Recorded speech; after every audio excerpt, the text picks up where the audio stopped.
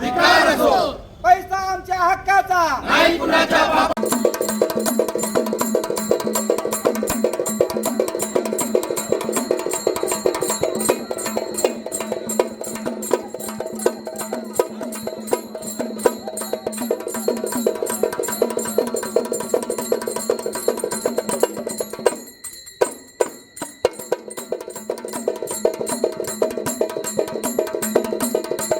Contractor असोसिएशनचे अध्यक्ष म्हणून बाबासाहेब गुंजाटे बोलतो की आज शासनाने जवळजवळ राज्यातील 27,000 कोटीची बिले पेंडिंग आहे. 27,000 कोटीपैकी फक्त आता एक 8 दिवसापूर्वी 5 ते 7% रक्कम दिलेली आहे.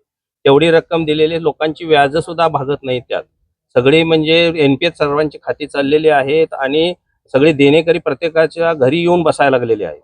तर ही 27,000 कोटीची देणी लवकरात लवकर शासनाने द्यावीत अशी आम्हाला त्यांना सर्व ठिकाणी आज अधीक्षक अभियंत्यांच्याकडे निवेदन दिलेलं आहे. 21 तारखेला चीफ इंजिनियर यांच्याकडे निवेदन देणार आहोत. 24 तारखेला कलेक्टर साहेब आणि पालकमंत्र्यांच्याकडे निवेदन देणार आहोत. आम्ही सर्व आमचे बांधकाम मिनिस्टर यांनाही भेटून निवेदन देण्यात आलेलं आहे. वित्तमंत्री अजितदादा यांनाही निवेदन देण्यात आलेलं आहे.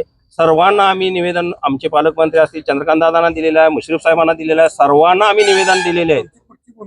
पुढची भूमिका आमची हे जर हिनी 28 तारखेपर्यंत जर पेमेंट दिलं नाही, निदान 70% पेमेंट जर दिलं नाही तर राज्यातील सर्व कामे आम्ही यवतमाळमध्ये राज्याची बैठक झालेली आहे. त्यात निर्णय घेण्यात आलेला आहे की 1 तारखेपासून अख्ख्या राज्यातील कुठलाही काम 1 मार्च पासून कुठलंही काम करणार नाही आणि खड्डाही भरणार नाही आणि आम्ही जनतेची माफी मागतो. आणि जर काय ऍक्सिडेंट किंवा बाकी काय घडलं रस्त्यावरती तर ह्याची जबाबदारी सर्वच्या सर्व बांधकाम विभागाची असेल.